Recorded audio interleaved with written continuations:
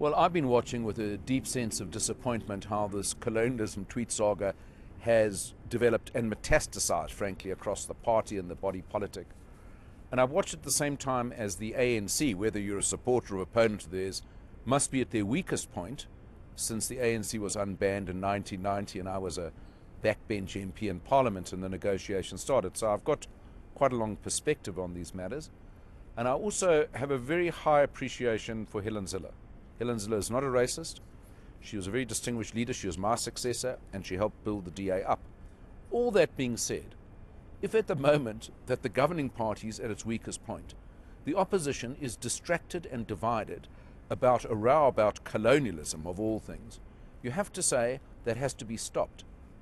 Now, it clearly hasn't stopped because instead of withdrawing, Helen Zille doubled down initially by accusing the DA of behaving like the ANC or something like that.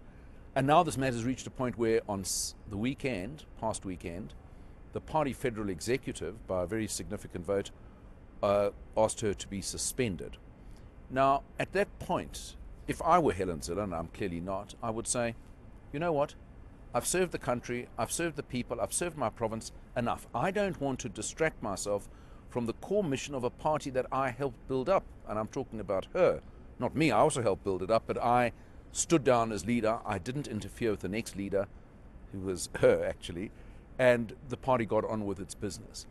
And so that's what position I came from when I was asked to comment on it, and I think it's a very sad moment, both for her and the party and the country. But having said that, the core mission of the opposition is to win votes against the government, not to score goals against itself. This matter dragging on, being lawyered out and, unto infinity, is scoring an own goal. But I think Mrs. Zille feels entitled to her commentary. She feels entitled to her tweets. She believes she's not a racist, but she believes colonialism was not all bad. And clearly Mr. Maimane doesn't share those sentiments. So does Mrs. Zille represent a certain faction of the DA and Mr. Maimane represent another? Let me be very clear about objectively what the situation is. He is the leader of the DA. She is not the leader of the DA. Just as I am not the leader of the DA, I once was the leader of the DA. The structural problem in the position, Sifiso, is that Helen is currently the Premier. So she holds high government office and she was formerly the leader. And that's where the problem arises. So anything Helen Zille says is not Helen Zille, another individual who happens to be a member of the DA. It's Helen Zille who holds the highest elected government office in the DA, but is not the leader. But it's the party leader's job to set the direction, to make the goals, and to make sure they're fulfilled. If anyone is out of sympathy with that, as she clearly is, then they're in the way of the direction of the party. Now, if you're an individual member of the party, you can have any view you like. But if you're the Premier of a province in a high-profile position and you make a statement, that's going to reverberate with consequences. And you're living now, or the party is, with those consequences. And it is an utter distraction and causing a degree of division, as you alluded to, from the core business of the DA and indeed of the DA's supporters or funders or donors or future supporters. Your informed decision, Mr. Leon, you think she should step aside and Mr. Maimane should be allowed to lead the party as he sees fit? Don't you think that will disseminate your white voter relationship? I led this party for 13 years, both Democratic Party and Democratic Alliance. I happen to be white. Quite a few people who were not white came on board the party while I was the leader, and many more since.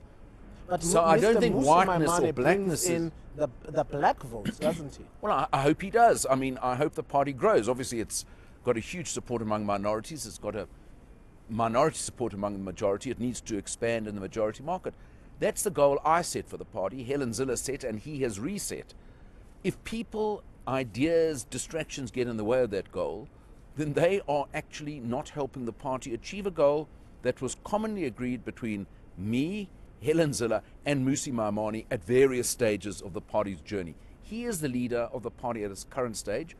Without being a dictator, he must be allowed to lead the party. He must set the direction. If you don't like the direction that the leader sets, then either you must oppose the leader or you must step out of the way and allow him to lead. And that really is my perspective on this, and it's not a very complicated matter, even though it's got all kinds of legal dynamics and ramifications.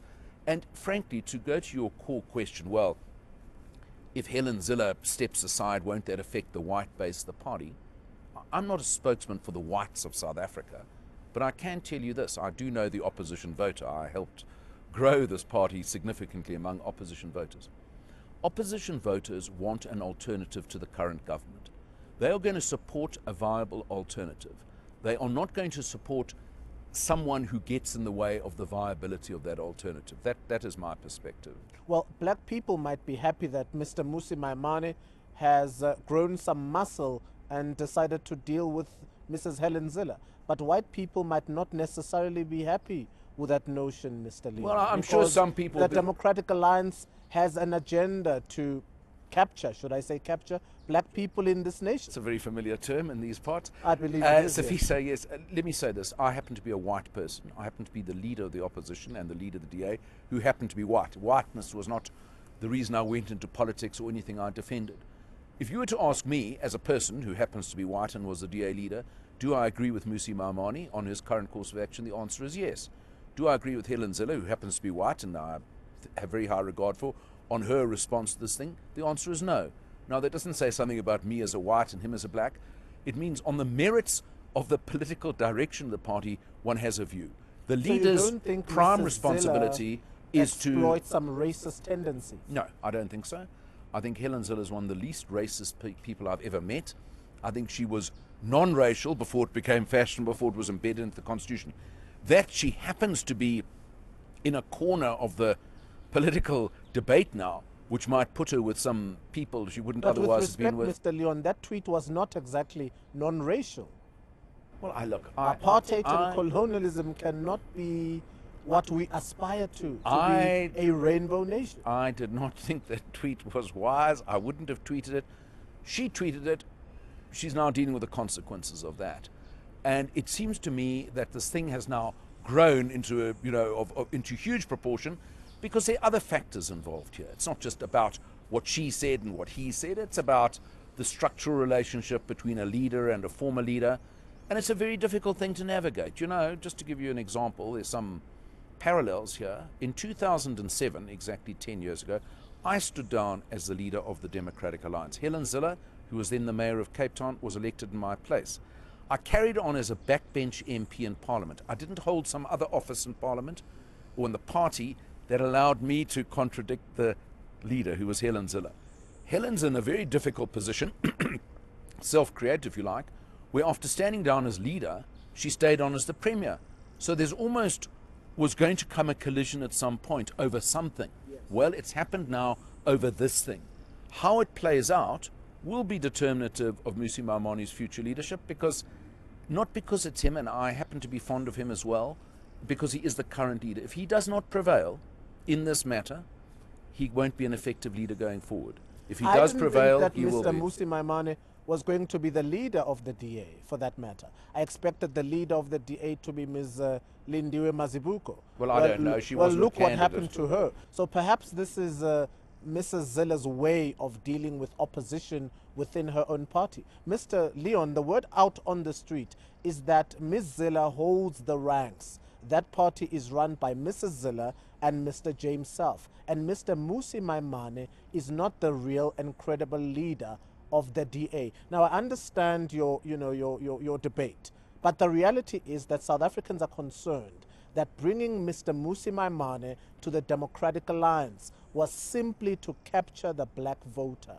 Well, I'd have to say, if that analysis, which sounds like it was cooked up in some conspiracy laboratory somewhere, was correct, if it was correct, you'd have to say Helen Zille is a shocking current de facto leader, because no good leader would allow herself to be suspended and hauled before a disciplinary committee. So clearly, just on the demonstrable evidence before us, even if it's taking a long time and it's been done in a somewhat clumsy fashion, the current leader of the party is asserting himself to do what he believes is to be correct. Now, I don't think he's wrong, and I don't think there can be two leaders in the same place. You know, the old story in the, was it in the Swana legend about having two bulls in the same kraal? We'll forgive the gender incorrectness, but that is the pertinent symbol to use here.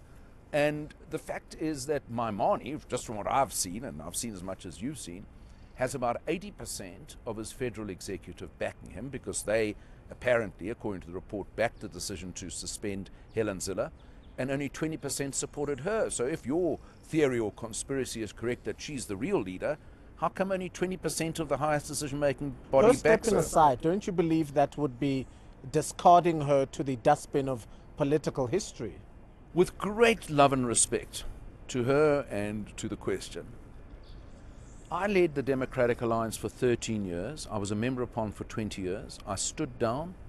In 2007, I didn't regard myself as being consigned to the dustbin of history. Mr. Jacobs, who made me an ambassador, let me say thereafter. I would think the public would decide that, Mr. Leon. Well, let them decide what they want. But, I mean, the truth is, Helen has been a politician, the Democratic Party and Democratic Alliance since 1999. So we now, 18 years. She's held executive office as Mayor of Cape Town and as Premier of the Western Cape continuously since 2006. That's a pretty good innings for anyone. And I would say at that point you can say, I've done my bit. I've got a new grandchild. And the others, there are others who can come to the fore. I don't think that this is about, her place in history. I think her place in history should be about all she's done, not about this latest saga. But if we carry on with this, that's all it's going to become, which would be a tragedy, incidentally, because, as I said at the beginning, she is a genuine non-racist. She made an enormous contribution to South Africa, from exposing the murderers of Steve Biko right through to growing the DA.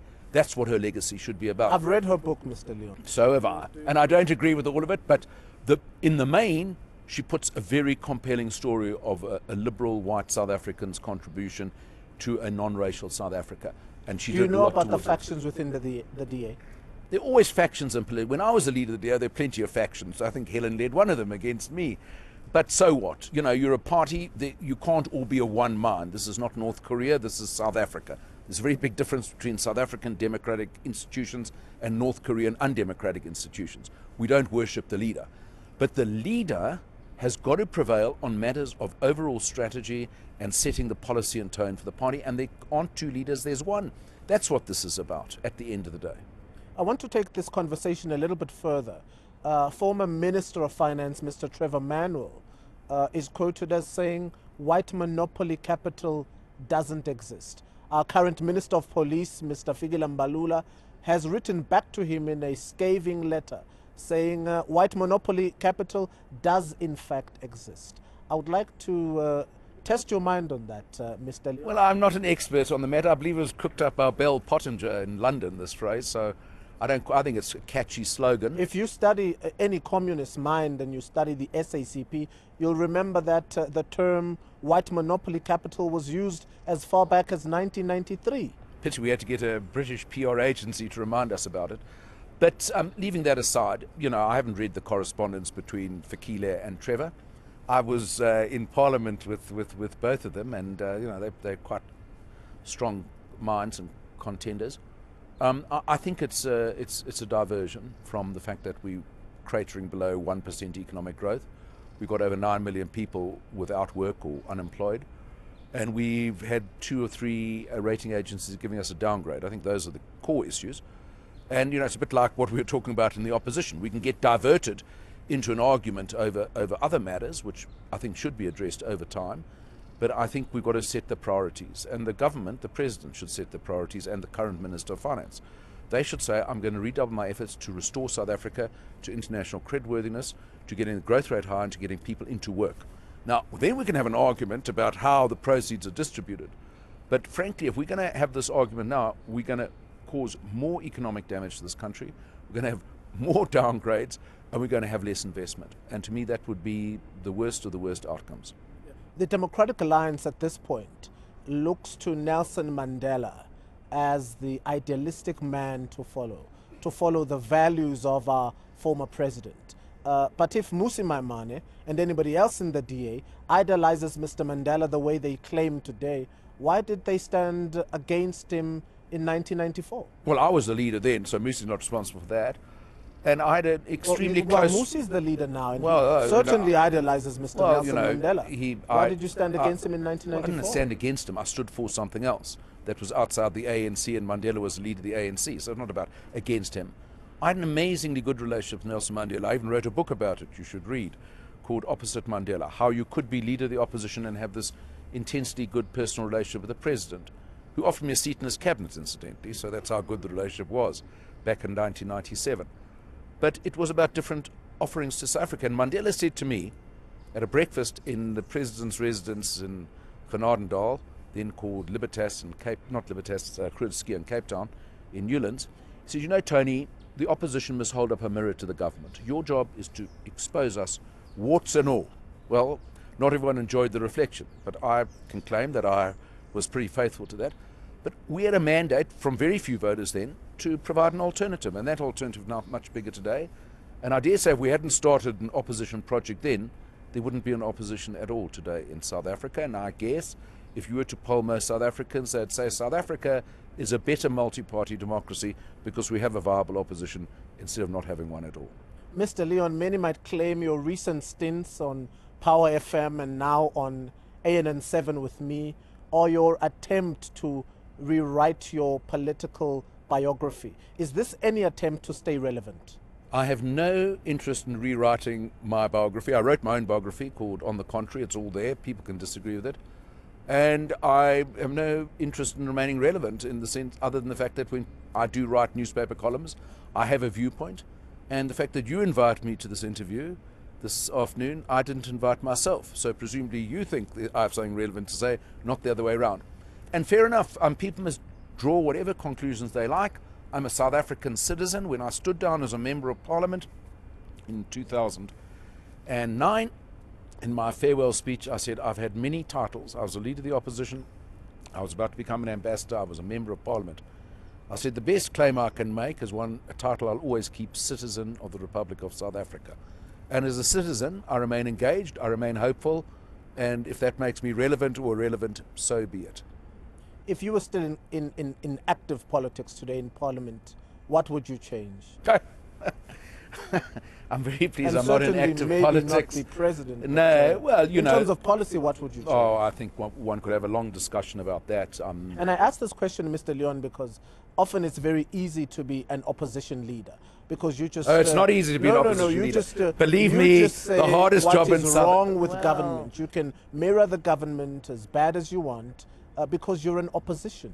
You get paid to oppose. But if you were in government today, what would you do differently?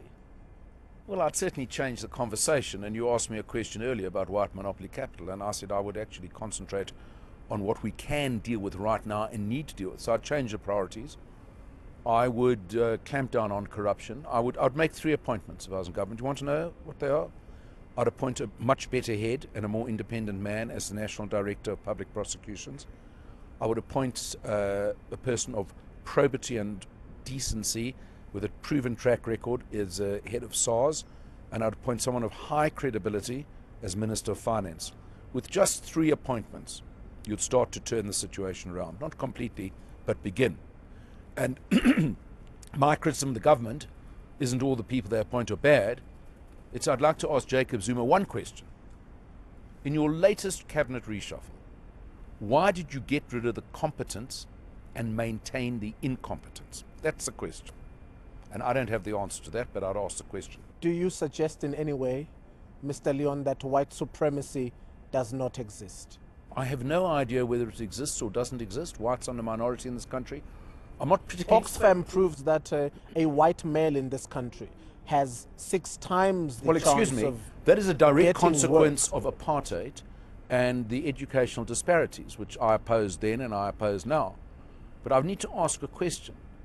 Since we now spend 6% of our GDP on education, why have we made it so hard for people to get decent education in this country? Why are the outcomes so bad? You know? Well, I would imagine 23 years is not that long. Oh, sorry, of course a long time. To build a democracy. Banana, you've had 23 years to actually turn around education. That means 1.5 generations of school kids. To reverse apartheid? No, you didn't so. ask me that question.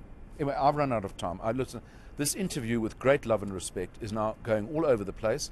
I said I had to be finished by 4. I'm not here as the spokesman of the DA or the opposition or I'm here to speak for Tony Leon. I've done that, and I think I've done fine. I think you've done us a great pleasure. Thank you for coming, Thank Mr. you Leon. very much.